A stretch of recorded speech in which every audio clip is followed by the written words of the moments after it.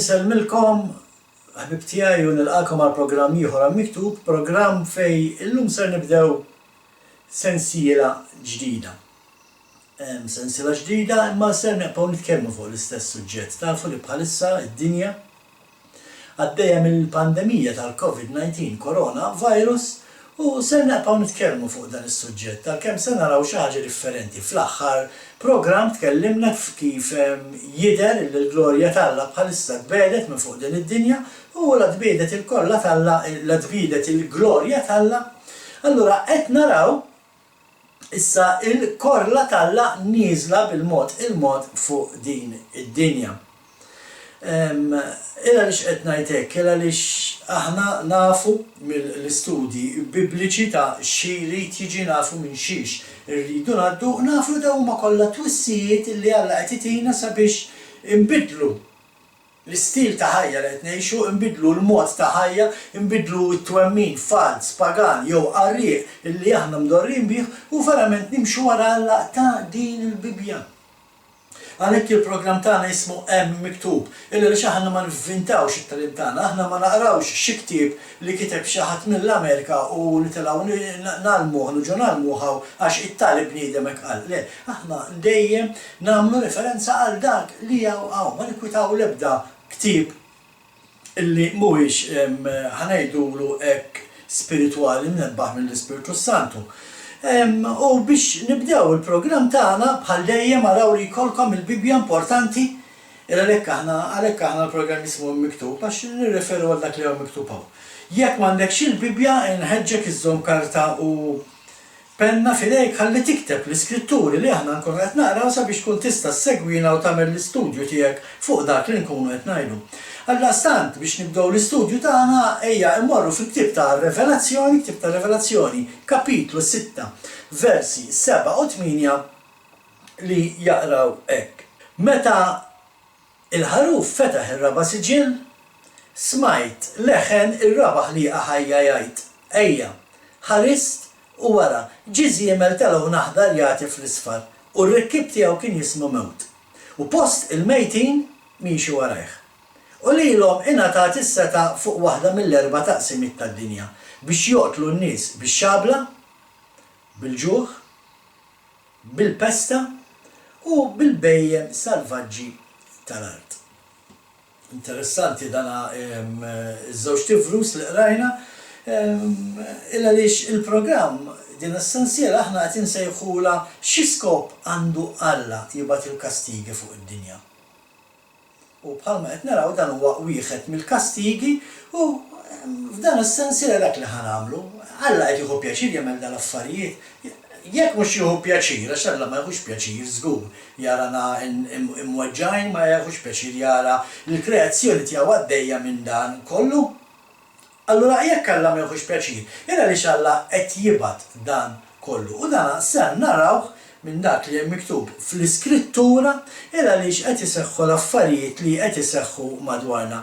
Għal min bħalna jistudja l-kelma tAlla jaf li mill-bidunet tal-kelma tAlla, mill-ktieb tal-Ġenesis tar-Revelazzjoni, il-Bibja profetikament ilha tħabbar kastigi u l-impatt tal-pestilenza u tal-mart fuq id-dinja anke fl-aħħar żminijiet. Jiena nkun qed nitkellem ma' nies u ġieli jistaqsuni jgħidu li fejn taħseb li wasalna fil-ktieb ta' Revelazzjoni. Minn dak li għadna kif qrajna kapitlu 6 żgur li wasalna f'kapitlu 6. Għaliex qed naraw li qed ikollna ħafna imwiet minn dawn it-tip ta' pandemiji, minn dawn it-tip ta' mart. Mhux qed nitkellem biss fuq il-COVID-19 li għaddej minnu bħalissa. Bħalma dejjem tallimna Alla m'għandux alloġġ, Alla qed jieħu paċenzja bina, l-affarijiet qed jagħmelhom bil-mod, imma ma jfissirx li l-affarijiet milhomx ġejjin. Ilhom ġejjin fis-sens li ma niftakrux pereżempju meta kien hemm il-pesta fl-Ewropa. Pesta li ma kienitx mondjali, kienet fl-Ewropa biss. Din li qed naraw illum il-COVID-19 hija xi ħaġa li qed naraw tiġri mad-dinja kollha globalment. Mhijiex laqqas l-ewwel waħda li hija xi ħaġa globali, pereżempju ma ninsewx l-AIDS. xi ħaġa li ssiba fid-dinja kollha, ma min-naħa l-oħra l-AIDS hija xi ħaġa li l-bniedem iġib fuqu għax jagħmel xi ħaġa. Forsi atti sessuali ma' nies infettati jew użu tal-abar li huma infettati. Bil-corona virus hija xi ħaġa differenti, il-COVID-19 hija xi ħaġa differenti.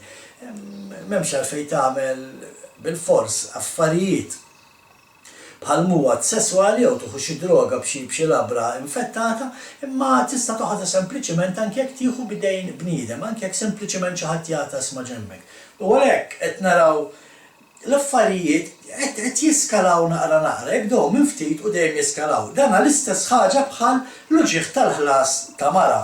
Mara meta jibdielha l-uġigħ tal-ħlas taf illi waslet biex twellet. Ma tafx meta sir twellet, ma tafx il-ġurnata, ma tafx il-ħin ta' meta twellet, imma l-uġigħ huwa indikazzjoni li dak il-ħin dik il-ġurnata qiegħda toqrob. U l-istess daw l-affarijiet li qed naraw isaħħu madwarna.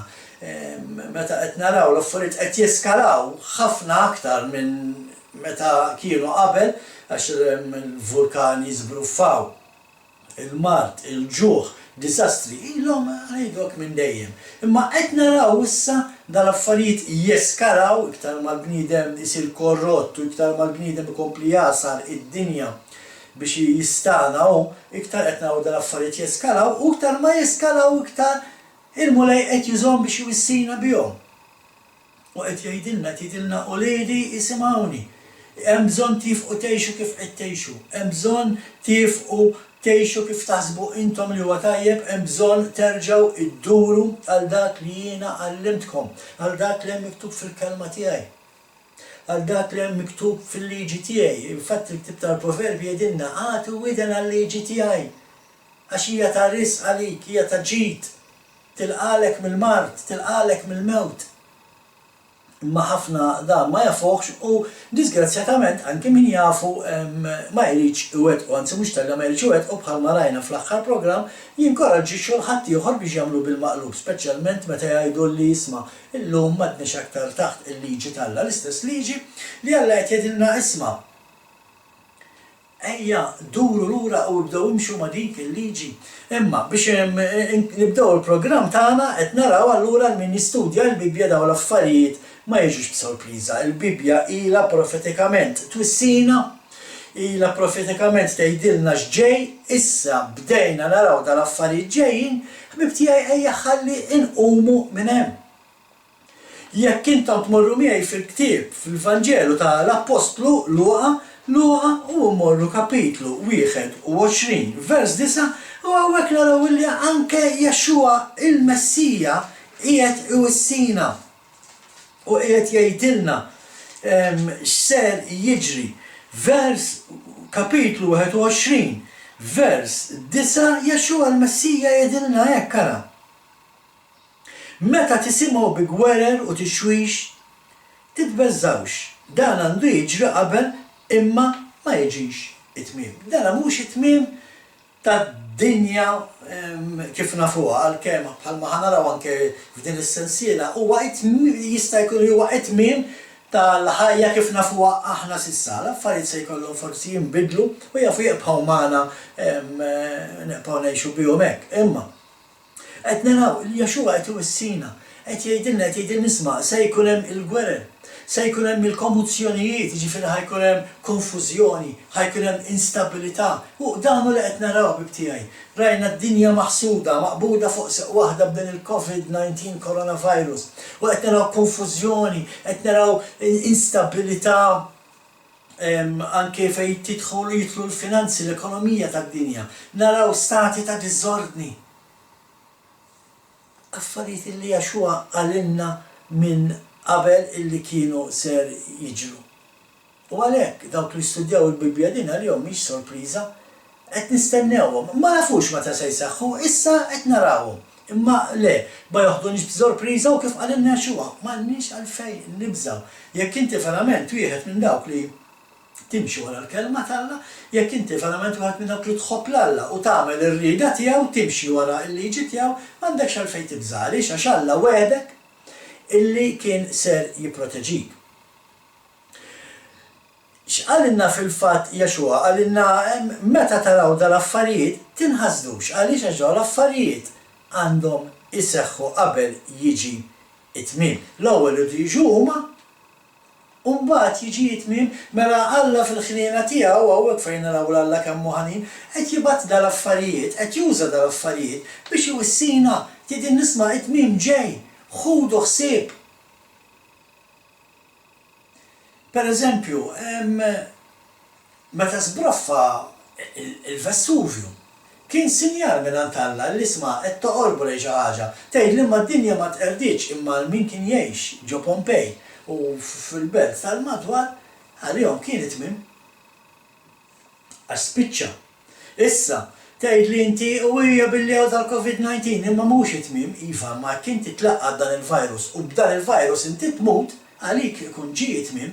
Allura x'qed tistenna biex tisma' il-parir li Alla qed itina biex nieħdu daw is-sinjali bħala twissija u nduru u nersqu aktar lejh.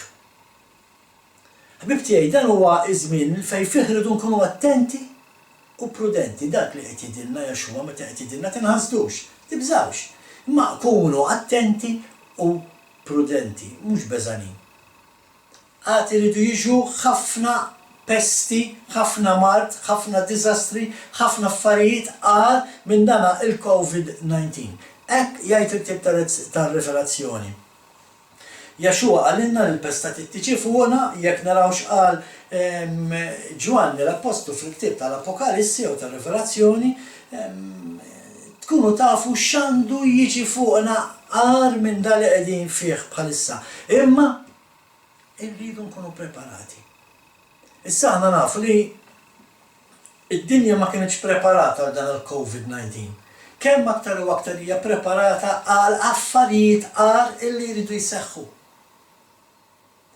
U jekk maħniex preparati, ser jiġri il-riżultati se jkunu ħafna gravi aktar minn dawn li kellna b'dana il-COVID-19 coronavirus.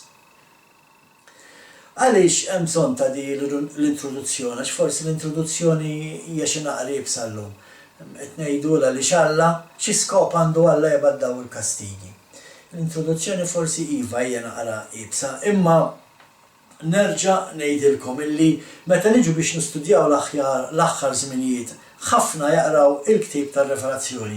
U sewwa nagħmlu il-ktieb tar-Rivelazzjoni Alla tajolna ismu miegħu Rivelazzjoni biex inkunu nafu x'inhu ġej. Qed jirrelevanna isma' ħudu ħsieb u ħorġu minn dik il-Babilonja li qegħdin fiha u ħorġu minn dik l-istil ta' ħajja li qed tgħixu għax ser jiġri għal min mhux kredent, għal ser jiġri għal min ma jridx jisma', għal ser jiġri għal min ma jridx jimxi mal-liġi. Imma hemm ħafna aktar kotba illi jitkellmu fuq hekk. Mhux biss il-ktieb tar-Rivelazzjoni ħbib tiegħi li jitkellem fuq l-aħħar żminijiet. U hawnhekk forsi huwa wieħed mill-iżbalji illi nagħmlu illi ħanitkellmu ħafna fuqha f'din is-sensiela bil-fors ma nistgħux ma nsemmux meta nisseparaw il-Bibja f'żewġ kotba differenti, it-Testament l-Antik u t-Testament l-Ġdid. X'nagħmlu mela nistudjaw il-Ġdid għax issa l-Antik spiċċa. Le, l-Antik ma spiċċax, l-Antik għadu hemm. Dak li Alla qed jgħid fil-ktieb tar-Rivelazzjoni insibuh mill-ktieb tal-Ġenesis sa Malakija, ħafna drabi. Imma ħafna jistudjaw il-ktieb tar-Rivelazzjoni, jikwotaw il-ktieb tar-Rivelazzjoni u ma jikwotawx x'hemm miktub fit-Testament l-Antik. Huwa importanti, għaliex huwa importanti? Ejja ħanaraw. Marru miegħi pereżempju fil-ktieb tal-Ekleżjastiċi. Jew nkella Koħolet jiddependi li ma verżjoni ta' Bibja għandek, huwa l-istess ktieb, it-titlu huwa differenti. Mela immorru fil-ktieb ta' l-Ekleżjastiċi, l-ewwel kapitlu vers 9 jaqra hekk. Dak li ġa sar u dak li għad irid isir. Li ġara huwa dak li għad jiġri. Xejn ġdid m'hemm taħt ix-xemx. Mela qed jgħidilna fil-ktieb tal-Ekleżjastiċi li dak li ġara dak iż-żmien għad irid jerġa' jiġri. Allura rridu nkunu nafu isma' x'ġara dak iż-żmien. xi ħaġa li ġrat dak iż-żmien reġgħet ġrat u se terġa' tiġri. Pereżempju waħda minnhom nafu li l-poplu Iżraelit kull meta għex ħajja ta' idolatrija, kull meta ma mexax mal-liġi tal-Alla, Alla dejjem ikkastigah. Batu għall-eżilju Babilonja. L-tribù tad-dar ta' Giuseppi, id-dar ta' Giuseppi, dik li tisseħ id-dar ta' Iżrael li nappartjenu minna jiena u inti, Alla ferrixa mad-dinja kollha. Nerġu naraw mbagħad pereżempju dina xi ħaġa li ġrat meta il-poplu kien ittieħed meta kien qiegħed l-Eġittu kien ittieħed pereżempju fl-eżilju. Mela batu fl-eżilju mbagħad wara l-eżilju issa qed naraw din il-qasma eżilji differenti, ma ninsawx li dawn l-affarijiet baqgħu ġejjin anke sa żmienna meta l-poplu Iżraelit għadda minn dak li għadda fit-tieni gwerra dinjija. Ejna li għax kif qal l-awtur ta' dan il-ktieb, dak li ġara trid jerġa' jiġri, jew dak li se jiġri huwa dak li ġara.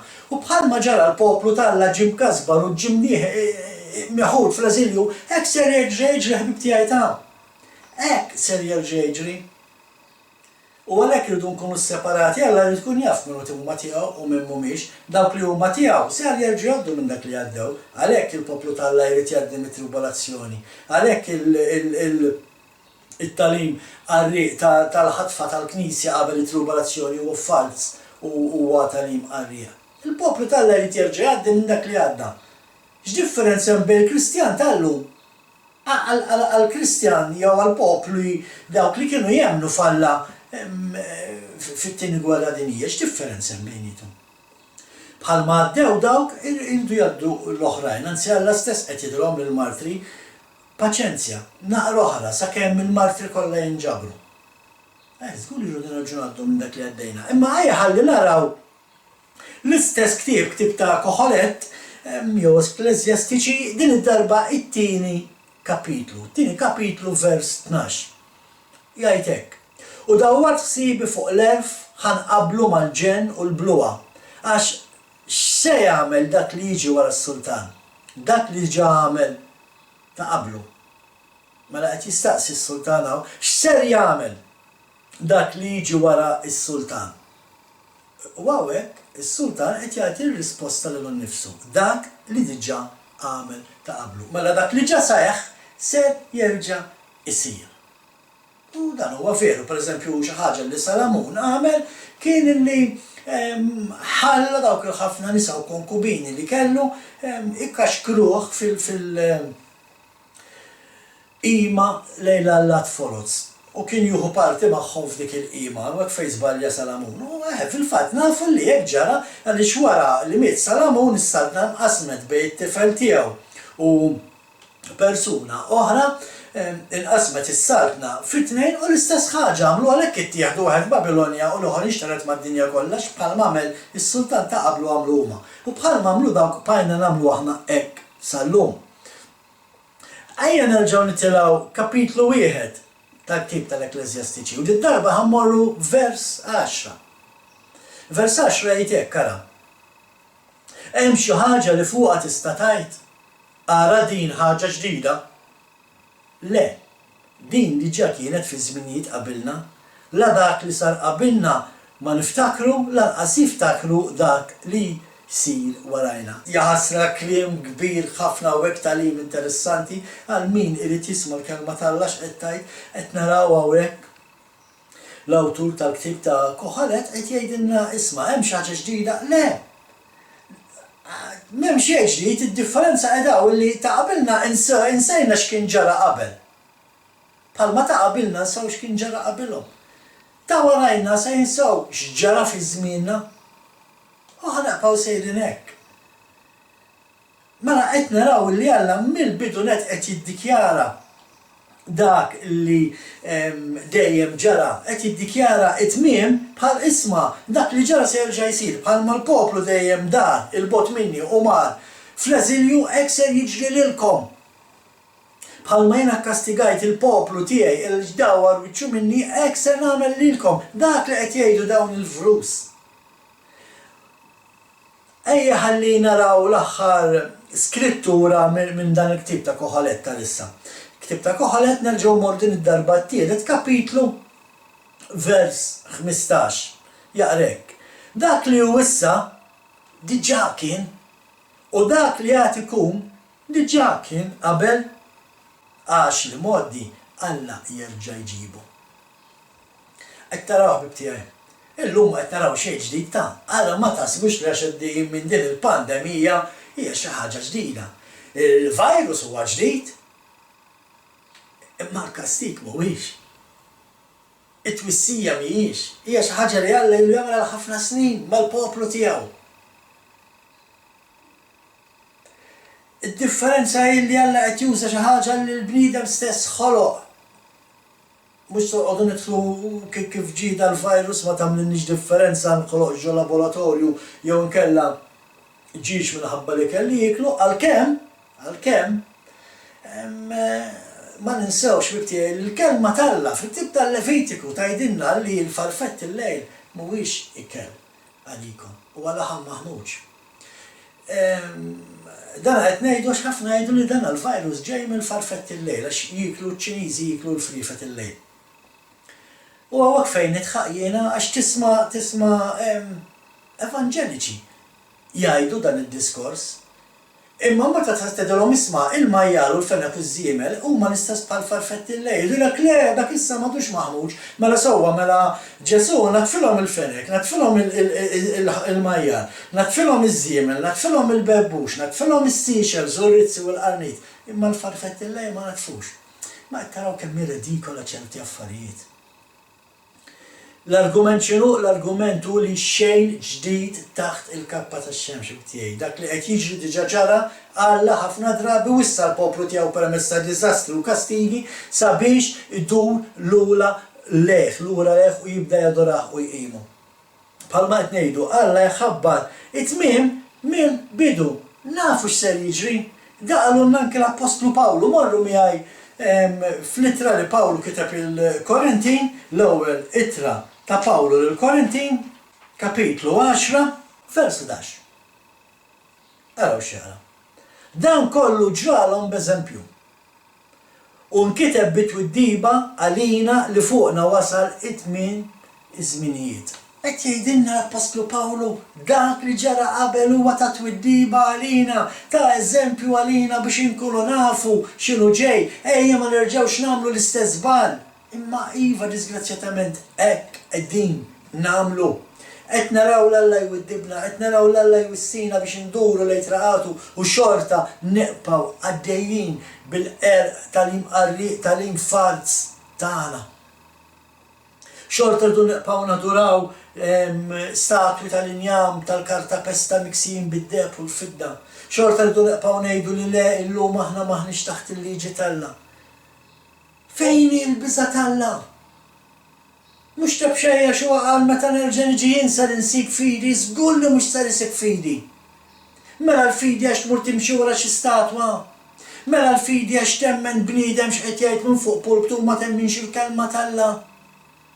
Il-fidi hi li temmen x'qed jgħid Alla f'dan il-ktieb. Li huwa bil-maqlub ta' dak li ħafna jgħalmu. Fl-ittra tiegħu lir-Rumani Pawlu jagħmlu Rumani kapitlu 15 u ħammorru vers 4. Tassew kull ma nkiteb minn qabel inkiteb għat-tagħlim tagħna biex bis-sabar u l-faraġ tal-kitba ikollna it-tama. Mela qed jgħidilna anke hawn Pawlu qed jgħidilna kull ma nkiteb inkiteb għat-tagħlim tagħna biex aħna nitalmu minnu. Nitalmu minnu ma jfissirx li tkun taf il-kapitlu u l-vers blamment, x'għandu x'jaqsam dak? X'qed titgħallem minn dak li inti taf fejn hu blamment? Jekk inti taf fejn hemm miktub blamment, ara ma taħsbux li jiena ġejt biex inwaqqal li jiġu l-profeti, jiena ma ġejtx biex inwaqqal li jiġu l-profeti, imma ġejt biex insaħħaħhom. Jekk inti taf fejn hu dak blamment, imma taf tina it-tagħlim tiegħu x'qed jgħid Jexua hemmhekk. Taf tagħti deskrizzjoni ta' x'qed jgħid Jexua hemmhekk. Illa li ħafna jafu fejn hu dak il-vers blamment. Anki jien naf fejn hu blamment, imma mhux l-iskop tiegħi li nuri kemm jien bravu għax naf fejn hu blamment. L-iskop tiegħi huwa li nkun kapaċi nagħti diskrezzjoni ta' x'qed jgħid Jaxua, u qed jgħid Jaxua jien ma ġejx biex inwaqqal li jiġu l-profeti. Imma ħafna mhux jitalmuh dak. Era li xi pritkaw li Jaxua waqqal li jiġu l-profeti. Illa għaliex naqraw il-Bibja u naqpaw nipritkaw bil-maqlub ta' dak li qed naqraw. Illa għaliex naqraw li Jaxua qal jien ma ġejx biex iwaqqal li jiġi, imma aħna ngħidu li Jaxua waqqal li jiġi. Għal minu Kristjan ħanedilkom bil-Malti. Illa li aħna naqraw li Ġesu għal ara ma taħsbux li ġejt biex inwaqqal li jiġu l-profeti. Jien ma ġejtx biex inwaqqaw li jiġu l-profeti, kif imbagħad niġu malma li Ġesu waqqa' il-liġi u l-profeti. Għaliex? Għax ma rridux li jkollna Alla fuqna, irridu namlu dak li joġob lilna, irridu namlu ta' rasna u damu li Alla qed jgħidilna permezz ta' dan il-kastik li niżel fuqna bħalissa. Ifqu għamlu ta' raskom. Ifqu għejxu kif joġob lilkom. Għejxu kif qed ngħidilkom jien kif joġob lili. Kunu qaddis għax qaddis jien. Ma tistax tkun qaddis jekk inti ma timxix mal-liġi t'Alla. Inti m'intix qaddis għax tgħid jiena nemmen f'Ġesu. Daqshekk m'intix qaddis. Inti ssir qaddis, inti maqtuħ, inti separat, inti parti mill-poplu t'Alla x'timxi wara l-liġi t'Alla. Araw x'jgħid, ħanarġgħu mmorru fit-tib ta' Koħolet, ma jimpurtax, il-tib ta' Koħolet jew nkella Ekleżjastiċi skont il-Bibja tiegħek, kapitlu 6, vers 10. Kull ma hu ilu msemmi ismu u hu magħruf dak li għandu jkun. Ma jistax il-bniedem joħodha ma minnu aqwa minnu mela x'qed jgħidilna dan il-vers. Qed jgħidilna li kull ma jeżisti diġà huwa magħruf b'ismu. Diġà nafu minnu Alla jekk inħarsu lejn natura ma tistax tħares inti madwarek u tgħid m'hemmx Alla. Ma jistax ikun inti tħares lejn disin u tgħid m'hemmx disinjatur, ma tistax inti tħares lejn kreazzjoni u tgħid m'hemmx kreatur. Ma tistax tħaqqaq Alla dak li qed jgħid dan il-vers. Imma il-bniedem hekk qed jagħmel.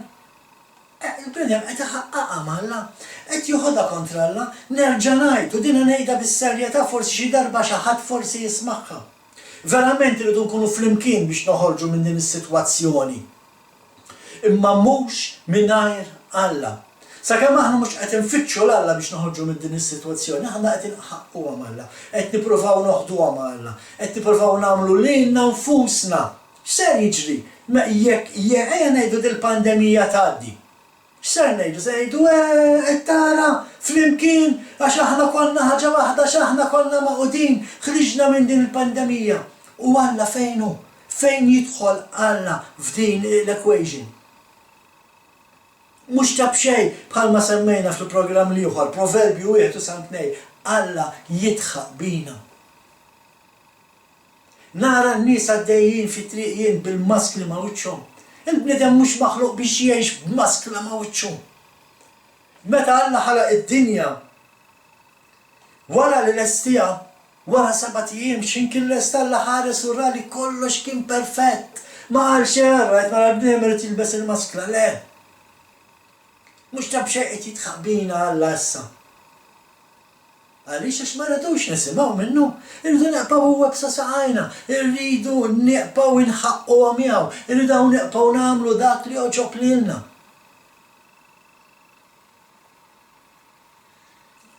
Għaliex ħafna jaħsbu li għaledi lilna mhux se tmissna. Ħafna kienu qed jaħsbu li lhom mhux se tmisshom. U x'ġara dawk li ħasbu li lilhom mhux se tmisshom huma dawk il-pajjiż li l-aktar li missithom fil-fatt. Imma x'inhu l-argument? Qed nippruvaw nagħmlu lilna nfusna l-latu Alla dak li qed jgħidilna b'daw il-kastigi, b'dana s-sinjali qed jgħidilna jien Alla warajja tridu timxi, minni tridu tisimgħu.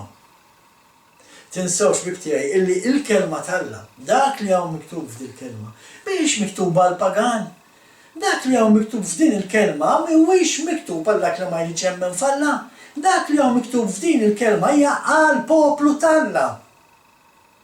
ħanaraw dal-waqt xajt Alla jekk il-poplu tiegħi, mhux jekk id-dinja, mhux jekk il-pagan, mhux jekk min ma jrid jaf bija, jekk il-poplu tiegħi. Idawwar triqatu, jumilja ruħu u jħares li wiċċi u jitlobni. Xi jfisser li huwa l-poplu tal-Alla, l-kreden dak li hemm fih li jrid idur lura lejn Alla, jrid ifittex wiċċ Alla, jrid jitlob il-Alla, jrid jumilja ruħu. Marru wara it-teachings jekk ma rajtuhomx li tellajna, t-tallim tellajna, ikabod, meta titlaq il-glorja tal-Alla. U l-iskrittura twissina li daw il-kastigi mhumiex biss għan-nies tal-Alla għan-nies li ma jemnux. Għax ħafna forsi jgħidu tara xew ħafna ħażen fid-dinja. Imma Alla ma jinteressax mill-ħażin tal-ħażin, Alla jinteressax mill-ħażin li qed jagħmel il-poplu tiegħu. Rajna fil-programm fit-talim ikabod dawk li ma jridux jafu Alla telaqhom għal rieħhom, hekk iridu jgħixu ħallihom ħajxu hekk, hekk iridu jagħmlu hekk. Imma issa x'qed jiġri? Issa l-affarijiet ħadet mad-dinja kollha. Mela issa mhux biss dak li ma jemnux, issa anke il-poplu tal-Alla għaddej minn dan il-kastig. Araw x'qal Alla fil-Ktieb tad-Deuteronomju, jagħmlu fil-Ktieb tad-Deuteronomju, kapitlu 28. Tinsewx bibtijaj meta nikkwotaw mit-Testament l-Antik. Ejja ma noqgħodux ngħidu dak it-Testament l-Antik u dak qabel ġie Ġesu għax hekk kienu minn qalli riċentament, imma il-Babilonja u mxerda mad-dinja kollha dak mhux qabel ġie Ġesu. X'għandu x'jaqsam? Mela mhux xorta l-kelma tal-Alla di. Alla kif qalilna mill-bidu jarrafna t-tmiem. Irdu naraw x'hemm miktub fil-bidu biex nifhmu t-tmiem. Ejja ħanaraw, morru miegħi. Deuteronomju kapitlu 28 fejn jitkellem fuq il-barkiet u s-saħtiet ta' min ħares il-liġi. Jekk inti tħares il-liġi, issa jiena dil-Bibja għandi u ħanadilkom x'ismu l-paragrafu ta' din il-Bibja, imbierek min ħares il-liġi, misruk min ma jħaresix. L-istess liġi li ħafna knież evanġeliċi jgħidu li m'għandniex taħta, ma ejja ħanaraw x'jgħid dan il-kapitlu.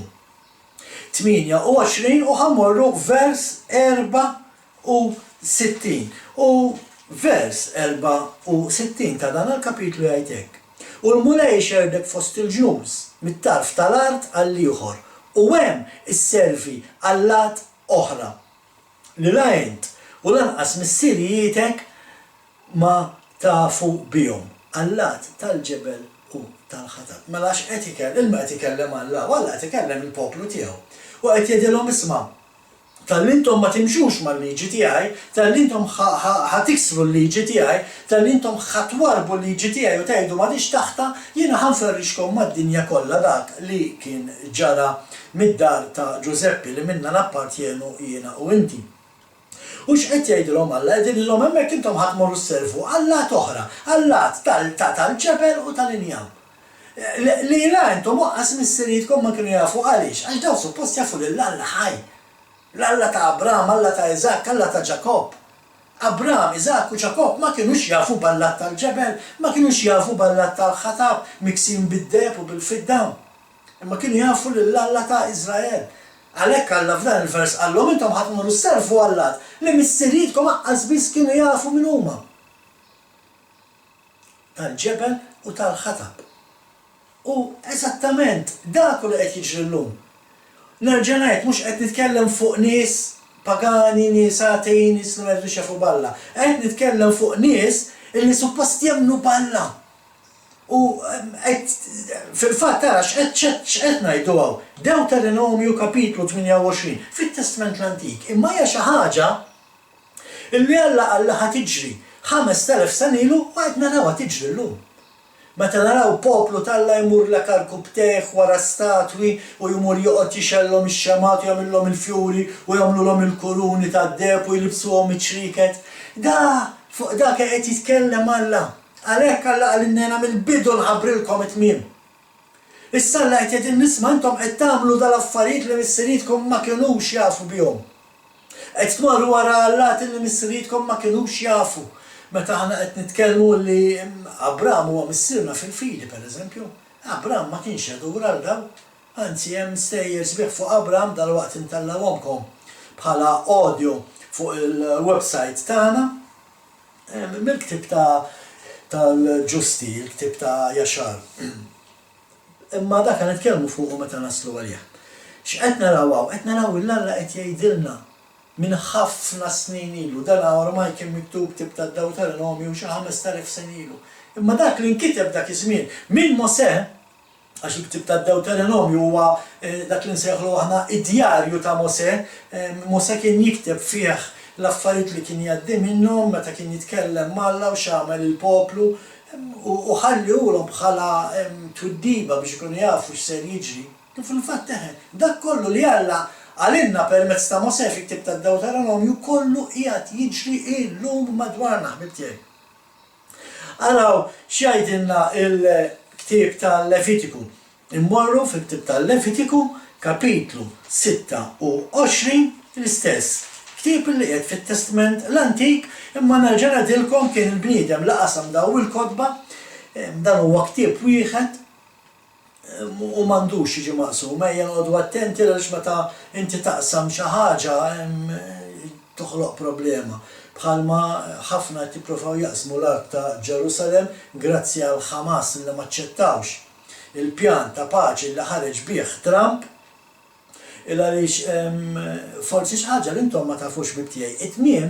It-tmiem jibda meta xi ħadd joħroġ bi pjan ta' paċi u jaqsam Ġerusalem u jiġi aċċettat. Il-mument li Iżrael jaċċetta u l-edewwa ta' Iżrael jaċċettaw li tinqasam Ġerusalem, hemmhekk jibda t-tmiem. Għaliex Alla qal dik l-art tiegħi u ħadd m'għandu dritt jaqsamha. Hemmhekk ser jiġri. Hekk ser jiġri. Dis-sena konna qrib, ħafna konna qrib. Għaliex hemm ġurnata partikolari fejn il-poplu Iżraelit ikun qed jistenna biex jara x'ser jiġri. U l-pjan ta' Trump il-pjan ta' paċi ta' Trump ġi imressa qrib ħafna dik id-data. Imnalla kienu l-Ħamas li qalu le ta' ma jogħġobniex dal-ftehim mhux tajjeb għalina. X'li kieku ġie aċċettat kieku bħalissa mhux COVID-19 coronavirus niżel fuqna imma ġebel kbar ta' nar mis-sema u silġ kbir. Ejja ħankomplu. Ejja naraw l-aħħar skrittura għal dan għall-programm. Ktib tal-Levitiku, kapitlu 26, ejja ħamorru vers 16. Jekk ma tisimgħux minn kliemi u ma tagħmlux dawn l-ordnijiet kollha, jekk tmaqdru l-liġijiet tiegħi u tistmellu d-digriti u ma tagħmlux il-kmandamenti tiegħi u tiksru l-patt tiegħi, jien nagħmel l-istess magħkom u nibatilkom għall-arrieda biża' kbir, mart, irqiq u deni li jkiddilkom għajnejkom u jinflulkom ħajjitkom. Dan hu dak li qed nagħmlu ħbib tiegħi.